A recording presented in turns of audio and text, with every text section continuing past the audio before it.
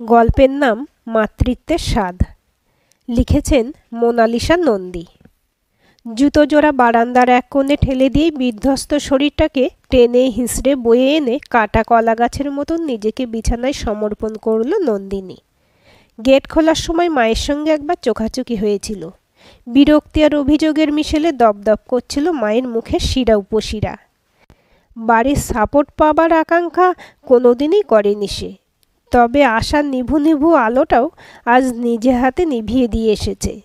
এবার একটু সময় দেওয়া দরকার নিজেকে, নিজের অস্তিত্ববোধটুকুকে, যাতে বোঝাপড়ার অঙ্কে ভাগশেষ না পড়ে থাকে। পাশের ঘর থেকে মায়ের তীক্ষ্ণ অথচ প্রতিবেশিনীদের কান বাঁচানো সতর্কিত গলার চিৎকারের আভাস পেল নন্দিনী। আরোহীর উদ্দেশ্যেই হবে নিশ্চিত। এ আওয়াজ তো নন্দিনীর নিত্য পরিচিত, তবুও আজ অসহ্য লাগছে কেন? সাইনাসের যন্ত্রণাটা পুরো কপাল জুড়ে দাপিয়ে বেড়াচ্ছে। চোখ দুটো লঙ্কা বাটার সঙ্গে প্রতিদ্বন্দ্বিতায় নেমেছে। দম বন্ধ হওয়া এই খাঁচা থেকে সাময়িক মুক্তির ঘ্রাণ পেতে বাড়ি থেকে বেরিয়ে পড়ল নন্দিনী। এলোমেলো পায়ে এগিয়ে চলল লোকালয় ছেড়ে। লালচে গোলাপিতে ছেয়ে থাকা আকাশ থেকে চুঁয়ে পড়া রঙের প্রতিটি ফোঁটা নিজেকে সমর্পণ করেছে টলটলে জলরাশি সুদীর্ঘ ছাতিতে। নীল রঙা গগনে ছড়িয়ে ছিটিয়ে থাকা রাশি রাশি মেঘমালা আবৃত হচ্ছে কালিমার গহরে। অতঃপর চাঁদের শরীরে প্রতীক্ষার চুম্বনেকে রওনা দিচ্ছে নিরুদ্দেশের পথে। মেয়েবেলায় সূর্যাস্তের এই সন্ধিক্ষণটা বড় প্রিয় ছিল নন্দিনীর। ফর্সা ধবধবে আকাশ কিভাবে কালচে রূপ ধারণ করে সেটা প্রতিদিন দেখেও যেন আশ মিটত না। সেই সঙ্গে উপরি পাওনা হিসেবে থাকত পাঁচমিশালি রঙের কাটাকুটি খেলা। কয়েক মাস আগে প্রিন্সেপ ঘাটের ঠিক এই জায়গাটায় আরোহীকেও নিয়ে এসেছিল নন্দিনী। অবশ্য সে তখনও হাঁটতে শেখেনি। কোলে চড়ে গোল গোল চোখে একরাশ কৌতূহল ভরে জাহাজগুলোর দিকে ড্যাব ড্যাব করে তাকিয়েছিল। আজ অবশ্য একা। ফুসফুসে শেষ কোণটাতে বিশুদ্ধ অক্সিজেন ভরে সামনে রাস্তার দিকে পা বাড়াতে যাবে, চোখ আটকালো কিছুটা দূরের বেঞ্চটার দিকে। হাত মুখ নেড়ে বিভিন্ন অঙ্গভঙ্গিতে মেয়েটা কিছু একটা বোঝানোর চেষ্টা করছে পাশের সঙ্গীকে।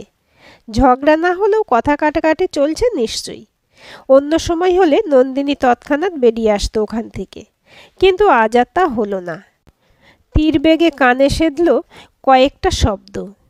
বৃহৎ উদ্দেশ্যে কখনো কখনো স্বার্থপর হতেই হয়। বেয়ারা যে নোনা জলকে এতক্ষণের কঠোর প্রয়াসে বাঁধ দিয়েছিল, সে এবার বন্যা ঘটিয়েই ছাড়ল। নোনতা জল গিয়ে মিশল মিষ্টি জলে, একাত্ম হলো একে অপরের আলিঙ্গনে। গ্রাজুয়েশন কমপ্লিট করার পর তখন সবে সরকারি চাকরির পরীক্ষার প্রস্তুতি নিচ্ছে নন্দিনী।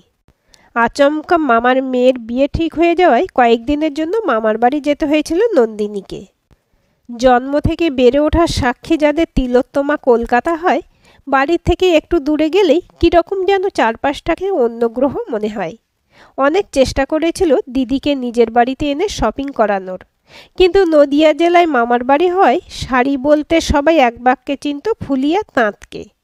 দিদির বিয়ে শাড়ির ক্ষেত্রেও তার অন্যথা করতে নারাজ মামা মামিরা। শুধু বিয়ের কোণের একটাই জেদ, বিয়ের বেনারসি থেকে তত্ত্বের শাশুড়িমার শাড়ি সবটাই নন্দিনীকে পছন্দ করতে হবে, নয়তো বিয়ের সাজে গ্রাম্য ফ্যাশনের প্রভাব পড়বে। এখনকার দিনে বাবা মার পছন্দে পাত্রস্থ হবে এমন মেয়েই যেখানে খুঁজে পাওয়া ভার, সেখানে এরকম একটু আধটু আবদার মেনে নিতে হয় বইকি। শাড়ির দোকানে গিয়ে গোটা কয়েক বাছাবাছির পর চেরি লাল রঙের উপর সূক্ষ্ম জরির কাজের একটা বেনারসি এতটাই পছন্দ হয়ে গিয়েছিল নন্দিনীর যে আগামী 2 বছরের মধ্যে নিজের বিয়ের কথা থাকলে কিছুতেই ওটা প্রাণে ধরে দিদিকে দিতে পারত না। কিন্তু ওই যে কথায় আছে না, ভালো জিনিসের কদর বুঝতে পারে প্রকৃত গুণীরাই। দিদির আবার লাল রং না পছন্দ, তাই তৎক্ষণাৎ রিজেক্ট হয়ে গেল। গাইয়া গর্ধব সহযোগে বেশ কিছু উচ্চমানের গালি ঠোঁটের ডগায় এসে গেছে, এমন সময় পিছনে হইহট্টগোলের আওয়াজ কানে এলো। আমরা বরং পাশের দোকানে বরের পাঞ্জাবিটা দেখি, আর তুই বউয়েরটা কিনে নে। তবে শাড়ি যদি চন্দ্রিমার পছন্দ না হয়েছে, বউ ভাতে কিন্তু তোমাকেই ওই শাড়ি পরতে হবে মামু। যাকে উদ্দেশ্য করে কথাগুলো বলা, সে তৎক্ষণাৎ লজ্জায় লাল। ঠোঁটটা হালকা ফাঁক হলো কিছু বলার উদ্দেশ্যে, কিন্তু পাশ থেকে আবার কেউ ফুট কাটল। আরে ওকে পরিয়ে দেখলেই তো ল্যাঠা চুকে যায়। আবার হো হো করে হাসির কলরব। দারুণ মজা লাগছিল নন্দিনীর। বেশ বোঝা যাচ্ছে বন্ধুদের গ্রুপের এ হলো সেই জন যার হাত থেকে অবলীলায় ঝালমুড়ির ঠোঙা কেড়ে নেওয়া যায়। চায়ের আড্ডার পেমেন্টটা প্রায়শই যাকে করতে হয়। ভুলভাল কাজের দোষ যার কাঁধে চাপানোর আগে দুবার ভাবতে হয় না। লম্বা মতন টিকালো নাকের মুখচোরা ছেলেটির দিকে তাকিয়ে কীরকম মায়া লাগলো নন্দিনীর। এতগুলো মহিলার মাঝে বেশ হতভম্ব অবস্থা। লাল বেনারসিটা হাতেই ধরা ছিল। উঠে গিয়ে ছেলেটার দিকে বাড়িয়ে দিল। এটা নিতে পারেন, যে কারোর খুব পছন্দ হবে, তবে বউ ভাতে আপনার শাড়ি পরার চান্সটা মিস হয়ে যেতে পারে। না কোনো ধন্যবাদ আর না একটা কথা। নন্দিনীকে হতবাক করে শাড়িটা নিয়ে ফটাফট কয়েকটা ফটো তুলে প্রথমে মোবাইল নিয়ে খুঁটখুট করলো, তারপর কাকে একটা ফোন লাগালো। তোর উডবিকে একটা শাড়ির ফটো পাঠিয়েছিলাম, পছন্দ হয়েছে, তুই আবার পরে নাক সিটকোস না যেন। এ কি রে বাবা, এ যে পিসি সরকারের রুমাল থেকে বিড়াল হবার ম্যাজিকের মতো হলো। এ নাকি গো বেচারা। 440 ভোল্টের এমন শখ খেলো নন্দিনী যে ছেলেটা যাবার সময় একটা ফিচেল মার্কা হাসি উপহার দিয়ে গেল সেটা বুঝতেই পারল না। ভাবনায় ছেদ পড়ল নন্দিনীর। জিন্সের পকেটে ফোনটা সমানে গো গো করে চলেছে। হাতে নিতেই রিং হওয়া বন্ধ হলো। মনিটরে বেশ কয়েকটা মেসেজ, সবগুলোই অবশ্য ঋষির। জেদ করো না নন্দিনী, আরোহীকে সঙ্গে আনার চিন্তা মাথা থেকে তাড়াও প্লিজ। মায়ের সঙ্গে আমি কথা বলে নেব। একটা সুন্দর ভবিষ্যৎ অপেক্ষা করছে আমাদের, নিজ হাতে নষ্ট করো না। বড় হতাশ লাগছে নন্দিনীর। চোখের সামনে টুকরো টুকরো ছবি, শুধু কোনো অ্যাপিরই যেন সাধ্য নেই কোলাজ বানানোর। সেদিনে শাড়ির দোকানের পর ঋষির সঙ্গে আবার দেখা হয়েছিল রেলের একটা পরীক্ষা দিতে গিয়ে। প্রথমটাই তো চিনতেই পারিনি নন্দিনী। পাশাপাশি দুটো স্কুলে পরীক্ষার সিট পড়েছিল। টেনশনে চোটে নন্দিনী ভুল করে অন্য স্কুলটায় গিয়ে হাজির হয়। রোল নম্বর অনুযায়ী রুম নম্বর দেওয়ার বোর্ডটায় যখন নিজের রোল নম্বর খুঁজে না পেয়ে তথই বোঝা অবস্থা, রাশি রাশি পরীক্ষার্থীর মাঝে পাগলের মতো ঘুরে বেড়াচ্ছে, তখনই ঋষি এগিয়ে এসে ভুলটা ধরিয়ে দিয়েছিল। একই নামে দুটো স্কুলের ব্র্যাকেটে থাকা গার্লস আর বয়েজ, এর পার্থক্যটা চোখে পড়েনি নন্দিনীর। ঋষিরও নাকি প্রথমে এমনটাই ভুল হয়েছিল। এরপরে অবশ্য শুধু ধন্যবাদই থেমে থাকেনি সম্পর্কটা। চাকরির পরীক্ষার আলোচনার আছিলাই দেখাও হয়েছে বেশ কয়েকবার। নন্দিনীর পুরনো ভালো লাগার খোলা পাতায় কালির আঁচড় পড়েছে ক্রমশ। ঋষির ওই লাজুক গোবেচারা মুখের পিছনে বুদ্ধিদীপ্ত উদার মনের মানুষটাকেও একসময় আবিষ্কার করে ফেলেছে নন্দিনী। রাতে বাবার সঙ্গে চোখাচোখি হলো খাওয়ার টেবিলে। মুখটা যার পরনাই বেশ গম্ভীর। কেটে কেটে উচ্চারিত হলো, বিয়েটা তাহলে তুমি করবে না, ফাইনাল করেই নিয়েছো? তোমারই তো জীবন, তাই সেটাকে নিয়ে ভলিবল খেলো বা ফুটবল, তাতে তুমি ব্যতীত বিশেষ কারোর কিছু ক্ষতি হবে না, কিন্তু পরের পাপের ভাগিদার হয়ে বদনাম কুড়োতে যেও না। মায়ের ভ্রুজোড়া একবার শিখর ধবনে নেড়েলাক পেন্টারের অ্যাডের গোপের মতন সোজা হয়ে আবার কুঁচকে গেল। বাবা হয়ে তুমি কি উপদেশ দিচ্ছ মেয়েকে? ও যা খুশি করে বেড়াবে আর আমরা চুপ করে মেনে নেব? জীবনটা ওর, সিদ্ধান্তগুলো ওকেই নিতে হবে শুভ্রা। বাবার স্থির দৃষ্টি নন্দিনীর ভেতরটা যেন স্ক্যান করে নিল একবার। এত কিছুর পর প্রিয় পনির রেজালাটা শুধু বিস্বাদই নয়, বড্ড তেতো ঠেকছিল নন্দিনীর। মুখে শুকনো রুটির শেষাংশটুকু মিলিয়ে যেতেই পা বাড়িয়েছিল ঘরের দিকে। কানে ভেসে আসছিল মায়ের রোষে ভরা অস্পুষ্ট স্বর, মেয়েটাকে বিদেয় করো এবার, নয়তো অন্ন জল ত্যাগ করব। চাদরের বাইরে বেরিয়ে থাকা শরীরের অংশটুকুতে মশা বসতেই ছোট্ট শরীরটা কেঁপে উঠছে বারবার। মশারি টানাতে বড় আলিস্যে নন্দিনীর। অন্যদিন তাই আরোহীকে নিজের চাদরেই আষ্টেপৃষ্টে জড়িয়ে নেয়। আজ চরম ক্লান্তি লাগলেও মশারি খাটালো। আরোহীর গায়ের গন্ধে নাক না ডুবিয়ে ঘুমোবার চেষ্টা করল। অভ্যাসগুলো পরিবর্তনের চেষ্টায় কি? ছেঁড়া ছেঁড়া ঘুম আর তন্দ্রাচ্ছন্ন সাইনাসের যন্ত্রণাটা আরও বাড়িয়ে দিল। চোখ বুঝলেই ভেসে ওঠে সেই দিনটা, যেদিন অফিসে চরম ব্যস্ততার মধ্যেও সব্যসাচীর ফোনটা ওকে ভরার দুপুরে টেনে নিয়ে গিয়েছিল বাঙ্গুর হসপিটালে। হসপিটালের বেডের সঙ্গে প্রায় মিশে যাওয়া রক্তশূন্য চেহারার কঙ্কালসার অনন্যাকে চিনতে কয়েক মুহূর্ত সময় খরচা করতে হয়েছিল নন্দিনীকে। যে অনন্যা রূপের ছটায় ক্লাসরুমের দুটো জানালা বন্ধ করতে হতো, আজ তার এই পরিণতি। Dengue positive, last stage. Platelet কমছে হু হু করে।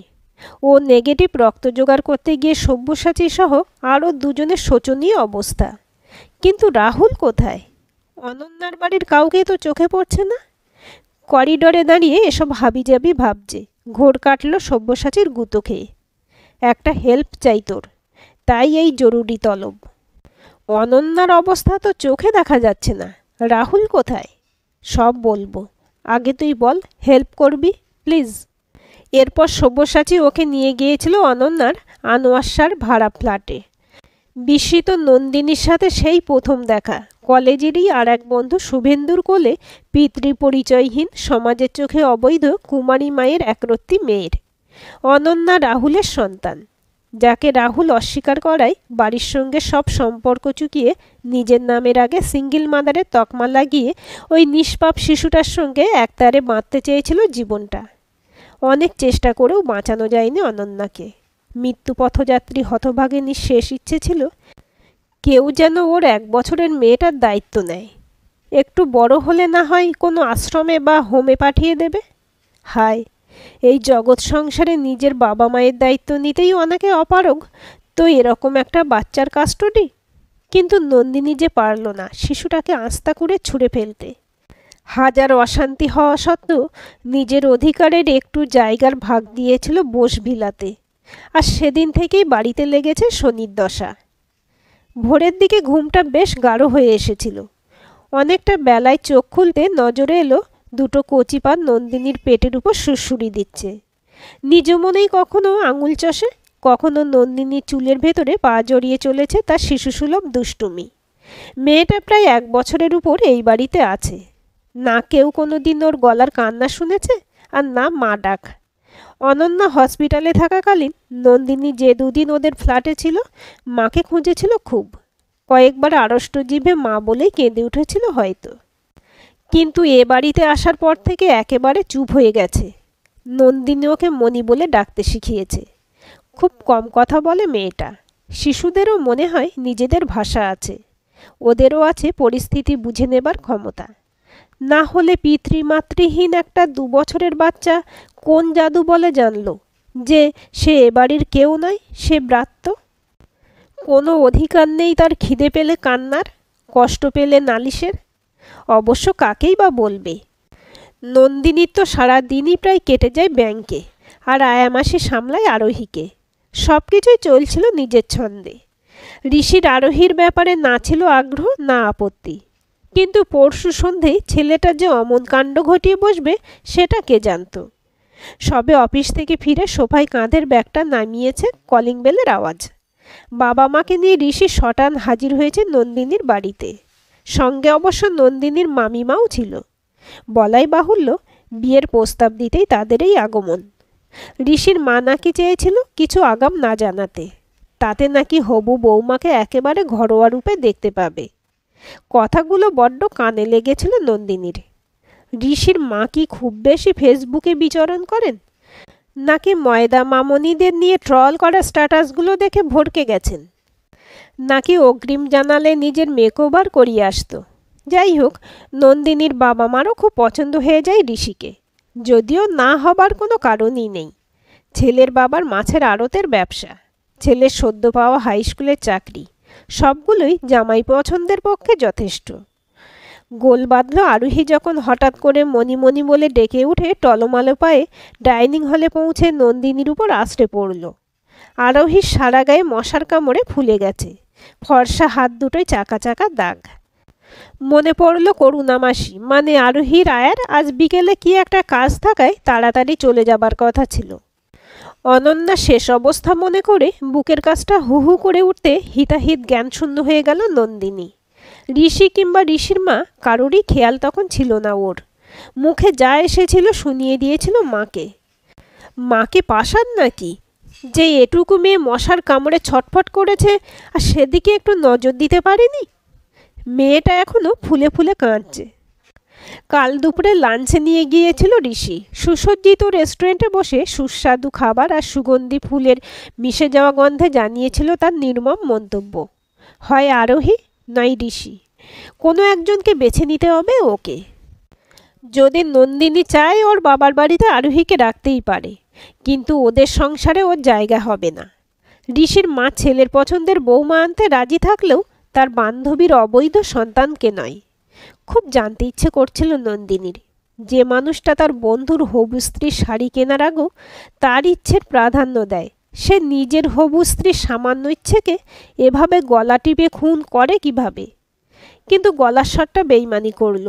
বাকরুদ্ধ নন্দিনীর কানে তখন ভাসছে বাবার উদ্দেশ্যে ঋষির মায়ের উক্তি, ছেলের বউ পছন্দ করতে এসে নাতনি ফ্রি পাবো ভাবিনি বোসবাবু। বাচ্চাটা যে কার পাপের ফল কে জানে। যে মেয়ে মাকেই তোয়াক্কা করে না, সে আর শাশুড়ি মাকে।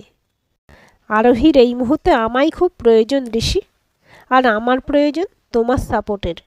বাকিটা নিজেই বুঝে নিও। এটুকু বলেই ফেরার পথ ধরেছিল নন্দিনী। সেদিনে সেই মেসেজের পর থেকে ঋষির সঙ্গে আর কথা হয়নি নন্দিনীর। সব্যসাচী আর শুভেন্দুর সাথে কথা বলে যা বুঝেছে, ওরাও চায় আরোহীকে কোনো অনাথ আশ্রম বা হোমে পাঠিয়ে দিতে। ওরা নিজেদেরকেই দোষ দিচ্ছে নন্দিনীর জীবনে এত অশান্তির জন্য। ওদের একজন কমন ফ্রেন্ড আছে কমলিকা, যে একাধারে আইনজীবী আবার এনজিওর সাথে যুক্ত। তার সঙ্গেই আরোহীকে নিয়ে কথা চলছে। নন্দিনীও জীবনের দ্বিতীয় ভাগ শুরুর জন্য নিজেকে প্রস্তুত করছে। আরোহী শুধু এখন রাতটুকুই নন্দিনীর কাছে থাকে, বাকি সময় নিজেকে যতটা সম্ভব দূরে সরিয়ে রাখেন নন্দিনী। অফিস থেকে ফিরে ফ্রেশ হতে যাবে, করুণা মাসে জানালো আরোহী নাকি সকাল থেকে কিছু খাচ্ছে না। জোরাজুরি করতে গেলেই খিমচে দিচ্ছে, ছুটে যেতে গিয়ে পড়ে যাচ্ছে। সামলানো বেশ মুশকিল হয়ে গেছে। সারাদিন অফিসে খুব স্ট্রেস গেছে, তার উপর কদিন ধরে যা চলছে, নিজেকে আর সংযত রাখতে পারল না নন্দিনী। এক ছুটে ঘরে গিয়ে খুব বকল মেয়েটাকে। আয়ামাসে না থাকলে হয়তো কয়েক ঘা দিয়েও দিত। চরম রাগ হচ্ছে নিজের উপর, এমন দুম করে বছরখানেক আগে হঠকারী সিদ্ধান্ত নেবার জন্য। সবার অমতে ওকে এতদিন বাড়িতে রাখাটা মোটেই ঠিক হয়নি। মা ঠিকই বলে, এক গাছের ছাল অন্য গাছে লাগে না। অনেক দিন পরে আজ মর্নিং ওয়াকে বেরিয়েছে নন্দিনী। মিষ্টি ঠান্ডা বাতাসের ছন্দে পা ফেলে এগিয়ে চলেছে গঙ্গার ধার দিয়ে। গাছের ডালে বসে থাকা কত নাম না জানা পাখির শিশের আওয়াজ কানের গহর ভেদ করে পৌঁছে দিচ্ছে প্রভাতের শুভেচ্ছা বার্তা। ক্লান্ত হয়ে রাস্তার ধারেরই একটা বেঞ্চে সবে বসেছে। নজরে এলো কয়েক হাত দূরের ঝাঁকড়া গাছটার তলায় কী সব নড়ছে যেন। কৌতূহলবশত এগিয়ে গিয়ে দেখতে পেল একটা কুকুর মায়ের সন্তানদের স্তনপানের দৃশ্য। বড়ই ভালো লাগলো নন্দিনীর। আলতো পায়ে ফেরার জন্য তৈরি হচ্ছে। অবাক হলো সেই কুকুর শাবকদের ভিতরে একটা বিড়াল ছানাকে দেখে। কুকুর আর বিড়ালের তো জন্ম জন্মান্তরের শত্রুতার সম্পর্ক। তাহলে একটা কুকুর কিভাবে তার বাচ্চাদের সঙ্গে শত্রুর সন্তানকেও মাতৃ স্নেহে স্তনপান করায়? তবে কি শুধু প্রাণীজাতির সবচেয়ে উচ্চমানের জীবরাই পারে না সম্পর্ক বহির্ভূত কাউকে আপন করে কাছে টেনে নিতে? আরোহীর নিষ্পাপ মুখটা ভাসছে চোখের সামনে। জলে ভরা টলটলে চোখ দুটো অনেক কিছুই বলতে চায়। বাড়ি ফিরে ফোন লাগালো সব্যসাচীকে। আরোহীর জন্য হোম পেয়ে গেছি রে।